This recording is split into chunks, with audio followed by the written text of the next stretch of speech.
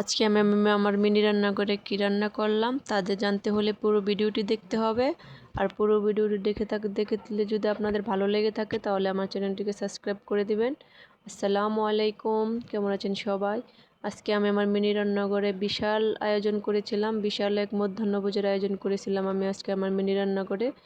তো কি আয়োজন করেছিলাম চলেন সব কিছু দেখে নেই এবং পুরো ভিডিওটি দেখতে থাকেন।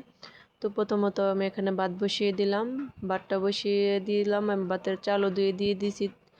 ভাতেরটা বসিয়ে দিয়ে এখন আমি আমার যা কাটাকুটি করার আছে সব কিছু এখন আমি কাটাকুটি করে নিব। তো প্রথমত এখানে আমি শাকটা কেটে নিলাম, তারপর আমি লতিগুলো পরিষ্কার করে কেটে নিব। এই তো লতিগুলো আমি কেটে নিতেছি, এই তো লতিটাও আমি কেটে নিয়েছি। আর এভাবে মানে ছুরি দিয়ে আনাজ কাটাকাটি করলে কিন্তু আমার অনেক ভালো লাগে। কার কীরকম লাগে কমেন্ট করে জানাবেন, আমার কিন্তু অনেক ভালো লাগে এরকমভাবে ছুরি দিয়ে আনাজ কাটাকুটি করতে। ছুরি দিয়ে তো আমি তেমন ভালোভাবে কাটাকুটি করতে পারি না, তাও আমার কাছে অনেক ভালো লাগে। এই তো এখানে আমি লতিটাও কেটে নিয়েছি, আর এই তো কাঁঠালের বিচিগুলো আমি কেটে নিব। আর অপর দিকে কিন্তু আমার ভাতেও বলকটা এসে গেছে।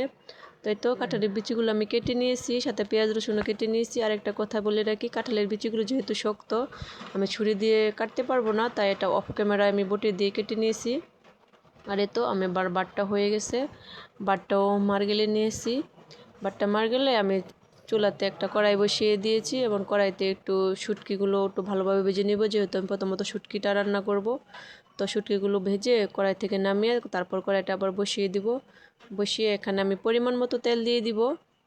এতো পরিমাণ মতো তেল দিয়ে দিয়েছি। এখন এটাকে আমি পেঁয়াজ রসুন মরিচ দিয়ে ভালোভাবে কষিয়ে নেব। পেঁয়াজ রসুন মরিচগুলো কষানো হয়ে গেলে হালকা একটু পানি দিয়ে তারপর মশলাগুলো দিয়ে দিব। এই তো মশলাগুলো দিয়ে দিতেছি, মশলাগুলো দিয়ে এখন আমি খুব ভালোভাবে কষিয়ে নিব। আর মশলাটা কষানো হয়ে এলে আমি এখানে শুটকিগুলো ধুয়ে পরিষ্কার করে দিয়ে দিব। তো আমার শুটকিটা কষানো হয়ে গেলে তারপর আমি এখানে কেটে রাখা কাঁঠালের বিচিগুলো ধুয়ে পরিষ্কার করে দিয়ে দিব। তো এখানে আমি কাঁঠালের বিচিগুলিও ধুয়ে পরিষ্কার করে দিয়ে দিয়েছি। এখন একটু পানি দিয়ে একটা ঢাকনা দিয়ে ডেকে দিব, যেহেতু কাঁঠালের বিচিগুলি সিদ্ধ হতে একটু সময় লাগবে, তাই আমি ঢাকনা দিয়ে ডেকে দেব। ঢাকনা দিয়ে ডেকে না দিলে কিন্তু কাঁঠালের বিচিগুলো সিদ্ধ হবে না। এই তো এখন আমার তরকারিটা প্রায় হয়ে এসেছে। এই তো এখন আমি নামিয়ে নিব, নামিয়ে অন্য আরেকটা তরকারি বসিয়ে দিব। তো এখন আমি লতিটা রান্না করব। তো কড়াইটা আবার পরিষ্কার করে ধুয়ে আমি চুলার উপরে বসিয়ে পরিমাণ মতো তেল দিয়ে দিয়েছি। তার মধ্যে আবার পেঁয়াজ রসুন মরিচ দিয়ে এটাকে ভালোভাবে কষিয়ে নিব। কষিয়ে নিয়ে হালকা, তো এখানে আমার পেঁয়াজ মরিচগুলো কষানো হয়ে গেছে। এখন আমি একটু পানি দিয়ে পরিমাণ মতো মশলা দিয়ে দিব। মশলাটা কষানো হয়ে গেলে তারপর লতিটা ধুয়ে আমি পরিষ্কার করে ধুয়ে, এগুলো কিন্তু আমি আগেও পরিষ্কার করে ধুয়ে রেখেছি, এখন আবার ধুয়ে দিতেছি।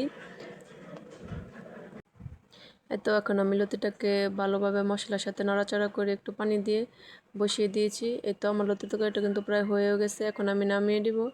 নামিয়ে নিয়ে এখন শাক ভাজিটা বসিয়ে দেব। এই তো আমি শাক ভাজিটা বসিয়ে দিয়েছি। আর হ্যাঁ, এই ছোটো ছোটো পাতিলতে রান্না করতে কিন্তু আমার অনেক ভালো লাগে, আমার শৈশবের কথা মনে পড়ে যায়। আপনাদের যদি ভালো লেগে থাকে তাহলে প্লিজ দয়া করে আমার চ্যানেলটিকে সাবস্ক্রাইব করে দেবেন এবং লাইক কমেন্ট শেয়ার করে পাশে থাকবেন। তো এই তো আমি এখানে শাক ভাজিটাও বসিয়ে দিয়েছি, এখন ঢাকনা দিয়ে ডেকে দিব। তো ঢাকনা দিয়ে ডেকে দিয়েছি, আমার শাক ভাজিটাও প্রায় হয়ে গেছে। এখন এটাকে আমি নামিয়ে নিব। এখন এটাকে আমি নামিয়ে এখন শুধু গরম গরম পরিবেশন করব। আমার সবগুলো রান্না কিন্তু প্রায় হয়ে গেছে। এখন এতে আমার ভাতের মারগলাটাও শেষ হয়ে গেছে, এখন আমার শুধু পরিবেশন করার পালা। এতেও এখন আমি ছোট্ট চামচ দিয়ে ছোট্ট একটা প্লেটে সব কিছু গরম গরম পরিবেশন করব।